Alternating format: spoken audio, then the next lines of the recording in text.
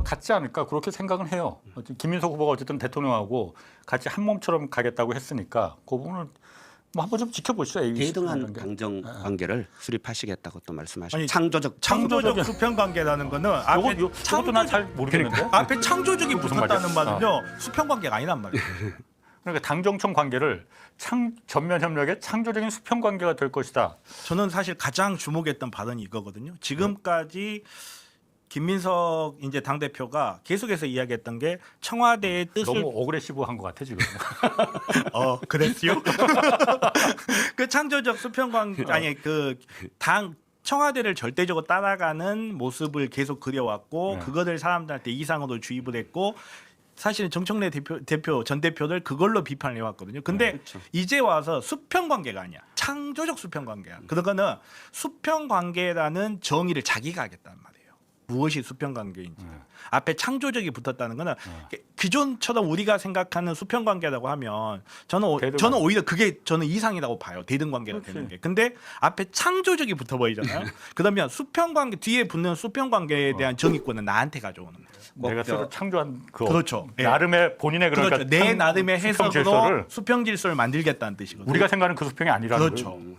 왜 스마트한 독재자 예. 박정희 대통령께서 한국적 민주주의 말씀하셨잖아요. 뭐 그런 비슷한 어법인가요? 그러면 메가 탕평은 그거는 그냥 메가 탕평이죠, 그냥. 메가 탕평이 좀 뭔지 모르겠는데 뭘 어떻게 하면 메가적으로 탕평을 할 수 있는지 잘 모르겠는데 여기 이제 그만 어그레시브하고 그럼 정청래 후보로 한번 어쨌든 패장인 이제 정청래 후보로 가면은 어제 전당대회 끝난 뒤에 차 안에서 서울로 올라오는 아마 대전에서 서울로 올라오는 차 안에서 라이브 방송을 했더라고요. 그거 한번 들어보시죠. 제가 주장하는 사통통합, 범민주진보연합, 통합과연대 개혁 이것이 옳았고 반분신, 반명, 분열주의, 신천지, 3자 비밀연합을 깨는 것 이것은 증거입니다. 결과적으로 여러분 정청래가 숫자로 졌지만 정청래 지지자들은 이겼고 정청래가 숫자로 졌지만 정청래 주장까지 진 것은 아니라고 생각합니다. 이걸 제가 봤을 때 들어보니까 좀 길긴 길어요. 쭉 다 들어보면은 앙금이 좀 있는 것 같은데. 앙금이 어떻게 없어요. 지금까지 그렇게 두드려 맞았는데 사실 이제 다 지나간 이야기는 했지만 어저께 이제 송영길 대표가 최후 연설할 때 어떤 표현을 하냐면 정청래 지지자 최민희 뭐 사람들 지지하는 사람 이해합니다 이렇게 이야기를 해요. 송영길 본인은 김민석과 별도의 존재로서 별도의 후배로 뛰었거든요. 근데 그 마지막에 했던 그 말 한마디 나를 지지하지 않는 사람이 이해합니다가 아니에요. 정청래 지지자를 이해합니다. 이 말은 나하고 김민석은 한 몸이었던 거예요. 근데 이 과정에서 볼 수 있는 게 정청래는 거의 2대1로 뛰었어요. 2대1도 아니야. 사실 정말 소위 말하는 한경호 같은 언론들이 정말 표현이 좀 그렇지만 XT 벗고 뛴 그걸 보면 정말 일방적으로 두들겨 맞다시피 했거든요. 그러니까 저는 저 말을 사실은 똑같은 이야기를 다른 방송에서 제가 어저께 했는데 이번 선거가 끝나고 정청래는 지지자들한테 부채의식을 안겨줬어요. 근데 김민석은 당선이 됐는데 빚이 남아버렸어요. 어마어마한 빚이 남아있습니다. 지금 그 많은 사람들 자기를 위해서 뛰었던 그 사람들 쉽게 말해서 투자를 너무 많이 받은 거예요. 이제 이 투자를 돌려줘야 되거든요. 과연 이게 가능할지 저는 그래서 저는 이제라도 이재명 대통령님께서 통합을 이야기하신 거 늦었지만 이제라도 좋다. 그리고 어떻게든 김민석 후보가 아니죠 대표가 이제라도 통합을 위한 발걸음을 해줬으면 좋겠다라고 생각하면서도 그게 가능할까라는 생각을 할 수밖에 없는 게 지금 이제 빚을 갚을 시간이 와버렸어요. 이게 과연 가능하겠는가? 지금 어마어마한 빚을 지금 자기의 정치적 빚을 지금 졌는데 과연 본인이 하고 싶은 거나 할 수 있을까? 이런 좀 의심이 들 정도의 상황이라. 그렇죠. 그러니까 빚을 갚기도 지금 벅찬데 이제 반대쪽에 있던 사람을 갖다 아우를 그 여력이 있겠느냐 그 말하시는 거죠? 예를 들어서 지금 이제 당장 그렇겠다. 예를 들어 당장 뭐 그 지명직 최고위원 이야기가 나오잖아요. 지금 언급되는 사람들 이야기가 나오는데 예를 들어서 뭐 친척에 누구를 꽂는다고 한번 생각해 보세요. 그게 지금 현재 가능할 것인가? 그거는 가능하지 않죠. 가능하지 왜? 근데 통합을 하려면 그걸 해야 되거든요. 내가 가진 뭔가를 줘야 통합이 돼요. 그것도 가진 사람이 줘야 돼요. 근데 지금 상태에서 봤을 때는 솔직히 제가 너무 비관적으로 이야기를 한지 모르겠습니다만은 그쪽에 지지하던 사람들 통합을 원치 않습니다. 나눠 먹기를 원치 않아요. 그 자리를 예를 들어서 정말로 친천계에다가 통 크게 양보한다 했을 때 당장 지금 언급되고 있는 사람들 사이에서 난리가 날 거예요. 그리고 그 특정인은 언급을 못 하겠지만 제가 진짜 걱정하는 거는 지금 한 2명 정도가 언급이 되잖아요. 그중에 1명을 선택하면 나머지 1명이 난리가 날 거예요. 굉장히 극도의 분열로 갈 것 같아서 지금 저는 그게 굉장히 걱정돼요. 그 얘기 조금 이따 한번 해보고. 다시 저 김민석 후보 쪽으로 넘어가는 것 같아서 좀 미안하긴 한데요. 저도 비슷한 생각이 이번에 어쨌건 김민석 후보나 저기 우리 송영길 후보 같은 경우에는 본인이 갖고 있는 정치적 자산을 모두 다 탕진해 버렸다. 이런 생각이고요.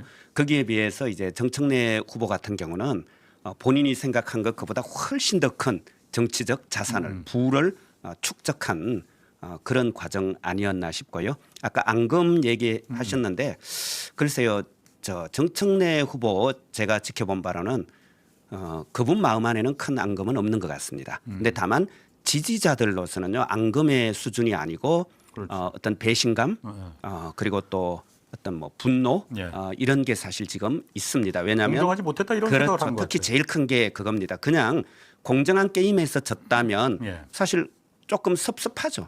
섭섭하고 좀 아쉽고 안타깝지만 그렇게 분하고 억울하지는 않습니다. 근데 지금 정청래 지지자들의 지금 현재 가장 큰 정서는요, 분하다, 억울하다라는 거거든요. 그러니까 뭔가 빼앗겼다 이런 느낌을 갖고 있습니다. 그것도 그냥 뭐 협박 정도에 빼앗긴 게 아니고 정말 뭐 피투성이가 되도록 피 철철 흘릴 정도로 지금 두드려 맞고 이제 빼앗긴 이런 느낌을 갖고 있기 때문에 저는 정 후보께서 그 지지자들을 저는 다독이고 위로하고 아우르는 저는 어제 그런 차원에서 저 방송을 뭐 급하게 긴급하게 또 했다 이런 생각입니다. 그럼 아까 내가 그 최고위원 지금 말씀하셨잖아요. 지금 최고위원이 전부 9명인데 지금 그저 당대표 원내대표하고 어제 5명 뽑힌 사람 나머지 지명직 2명이 남아 있잖아요. 지명직 2명이 당연히 이제 당대표 권한이 조금 큰 거죠. 당대표 권한이고요. 전적으로 당대표가 이제 최고위원들과 협의해서 지명하고 당무위원회 인준 절차만 밟으면 되는데 보통 그건 좀 의례적입니다. 다만 지금 이제 이번 선거 과정에서 저 지명직 중에 1명을 청년에게 할당하자. 그리고 그게 단순히 그냥 당대표가 입맛에 맞는 사람을 골라서 지명하는 게 아니라 어쨌건 선출 과정을 이제 거치자. 이 정도가 다 합의된 거였잖아요. 그러면은 저 지명직 최고는 청년은 본인이 바로 지명하는 것이 아니라 어떤 이제 룰을 만들어서 과정을 거쳐서 절차를 밟아서 청년 중에 1명을 뽑아야죠. 그리고 뽑힌 사람을 지명해야 되는 거고요.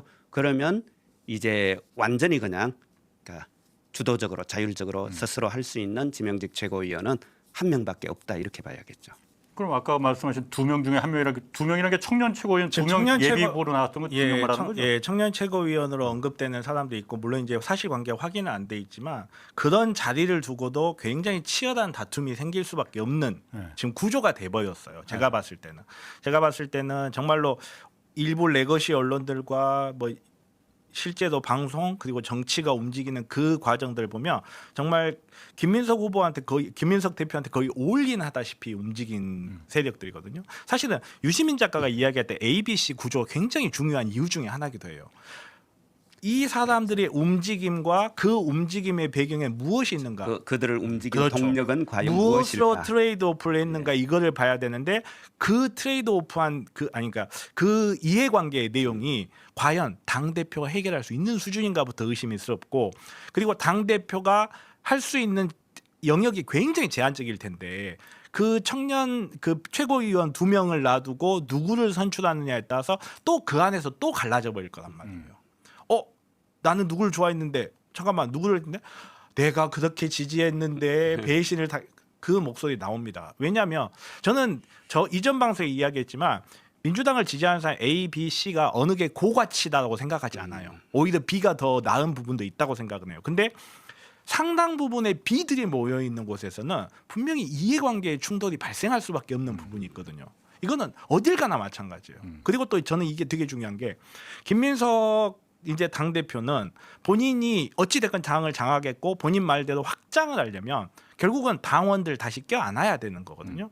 근데 지금 그 밑에 있던 외래종들이 그걸 과연 허용을 할 것인가? 내가 여기 왜 들어왔는데? 내가 김민석을 외래종이라는 거 뉴 이재명 그 말하는 거예요. 네, 뉴 이재명 저번 주에 안 보셨구나. 그 세력이 들어와가지고 자기네들 생태계를 이뤄놨는데 거기에서 아니야 기존 생태계와도 함께 해야 돼 이런 모습을 보였을 때 과연 지금까지 그 밑에서 어떤 역할을 해왔던 사람들이 이제라도 우리가 패배한 사람을 끌어안아야 된다라고 움직일지 아니면 우리가 여기 생태계 어렵게 갖고 왔는데 이걸 왜 나눠 먹어 이렇게 움직일지 너무 뻔히 보인단 말이에요. 그리고 극렬한 충성 경쟁이 일어날 수밖에 없어요 이제는. 그렇죠. 예. 그리고 어쨌든 김민석 이제 후보 시절이죠. 네. 그때 후보께서 반명, 분열주의, 신천지, 삼자 비밀 연합을 깨야 된다라고 얘기했고 네. 사실은 그 이후에 강도의 차이는 있지만 물론 근거는 되지 않았지만 지속적으로 또 이중 당적자, 유령 당원 네. 그리고 비자발 입당자 이 얘기를 했고 사실은 어제도 그 얘기를 또 했단 말이에요. 그래서 이제 이런 걸 정리해야 된다. 그분 표현대로 하자면 당원 구조를 정상화해야 된다. 이러했기 때문에 그 부분과 지금 이제 또 당내 통합이라는 게 사실은 이게 충돌하는 지점이거든요. 그리고 실제 제가 그 현장을 다니면요, 제가 순회 경선 현장에 가보잖아요. 뭐 저는 가야 되니까 지도부니까. 그런데 그 이제 저기 누굽니까 이제 뭐 이재명 이런 지지하는 지금 왜 그 옷을 입고 오는지는 모르겠지만 이재명 지지 옷을 입은 당원들 그리고 또 혹은 이제 김민석 뭐 송영길 박선원 등등 이런 분 지지하는 분들이 제가 가면 제 얼굴을 이제 좀 알더라고요. 신천지 간다. 저기 신천지 간다. 라든가 저기 반명이다 하고 뭐 쫓아내야 된다, 뭐 해야 된다, 뭐 난리가 아닙니다. 그래서 저런 목소리들을 지금 이제 어떻게 하실 건지 그게 이제 리더십인데. 그렇죠. 사실 저는 그래서 아까 그 최고위원 이제 선출직 2명 중에서 어차피 최고위원회라는 게 과반 의사 결정 구조잖아요. 그렇죠, 맞습니다. 그러니까 9명에서 어차피 지금 친청계는 최민희, 이성현, 한민수 요 3명밖에 없으니 6대 3이니 저 중에서 지명직 1명을 저쪽으로 메가 탕평한다고 했으니까 그렇게 주면은 그래도 5대 4니까 여유롭게 끌고 갈 수 있으니까 그러면은 이제 나 같으면 그렇게 할 것 같은데. 그러니까 근데 그건 그게 안 될 가능성- 거라는 거예요. 그건 뭐 정말 가능성 없다고 봅니다. 그렇게 돼야 되는데 저도 그렇게 해야 된다라고 저는 만약에 이 앞에 계신다면 반드시 그렇게 해야 됩니다라고 말씀드릴 텐데 말씀드렸다시피 이제는 투자금을 반환할 때가 됐거든요. 이게 저는 너무너무 위험하다고 생각해요. 아마 저 빚독촉이 많이 네. 여기서 올 거라고 생각합니다.